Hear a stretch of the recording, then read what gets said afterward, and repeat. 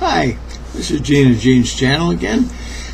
Today we're going to do a little something more back into the tech stuff. I know I get off into all the other weird stuff in the world, but anyway, we're going to discuss a little bit about air coolers. Not a whole lot, but I want to discuss a little bit about a stock cooler.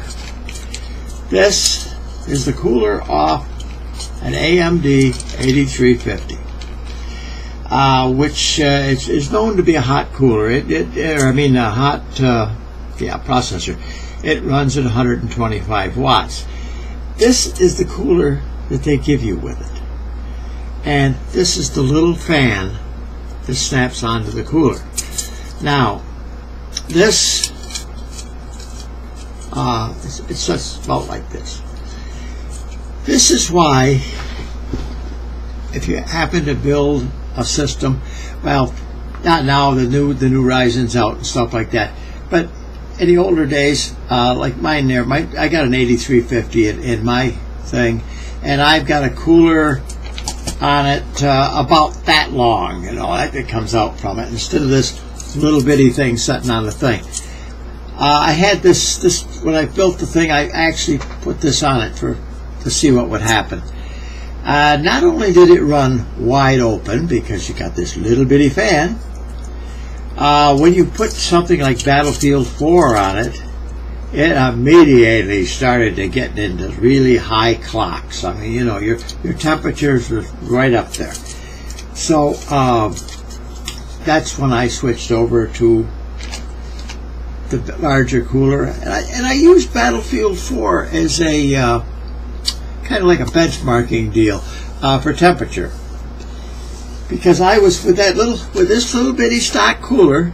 That thing was Battlefield 4 would get into 62 and 64 degree temperatures at times. Not for long, but it would peak into there and then back down. I don't like anything like that, because you get this much heat. Remember, this is setting right down tight to the motherboard, down in the processor. Now, this little fan on there, you're just shoving that heat right down onto the motherboard, which is not good for the thing. It'll help shorten the life of it. Some people tell you not, but it will. You don't want heat. That's why I got 11 fans in my computer, as I don't have any heat in there. It really goes through. And of course, I got this room air conditioned, and if I'm running something really hot, it's right down there in the low temperatures. Most of the video games run at 40, right in the low 40s on mine. Battlefield 4 is still a hot game. That will run around 54 degrees. I think I had it hit 55 or something once with this aftermarket cooler I got. But the thing is this is why you end up with these, putting aftermarket coolers on this stuff, is to get these temperatures down. But this was really ridiculous on what they set out for a cooler anyway. Later on, AMD started putting out a different little cooler for it. I'm not really sure how well it worked. I wasn't about to get one and try it, because I already had my nice big aftermarket job on there, and it was doing a job for me. There, I snapped the fan on, so that's the way that looks. Now, that's not, But anyway, wanted to discuss coolers with you. This is why, if you're going to run the hotter video games and stuff, which will draw your temps up, if you've got big processors. I mean, if you're running if you're just doing everyday stuff, you don't need an aftermarket cooler. With me, I'm running mine at 4.4 degree, at 4.4 gigs. I'll get it out there after a while, which is overclocked just a little, and stays nice and cool. And that's what I like. That way, I'm not burning up the motherboard and all that other good stuff. And it's been in there. Built that almost 3 years ago, so that'll tell you. And I haven't had any games that would draw this thing up to anything, high yet. But just wanted to let you know that if you put on aftermarket air coolers, you can keep the temps down. and add some more fans. A lot of these cases don't have fans.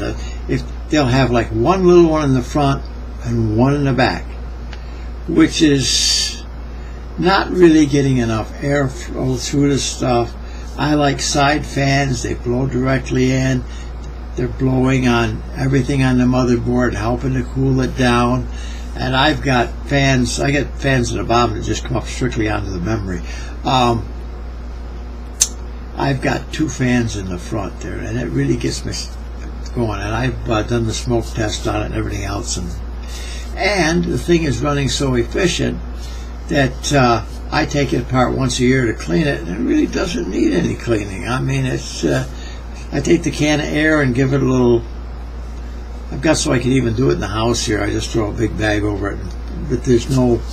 It's not loaded up, which is great. I got that down right. Well, anyway, that's all I wanted to really tell you today, and getting back more into the tech stuff a little bit, because I've had some friends ask me about coolers. They say, "Well, don't that thing run real hot?" No, not with an aftermarket cooler. It runs really cool. So if you've got a high performance processor, so to speak, the bigger ones that are up there, they're going to make more heat, especially AMD stuff. AMD, the older stuff ran hot. The new stuff is supposed to run good. When I get a little money ahead, which when you're on Social Security, you kind of watch this stuff. But anyway, when I get a little money ahead, I plan on building a new AMD computer with a new Ryzen and see how it operates.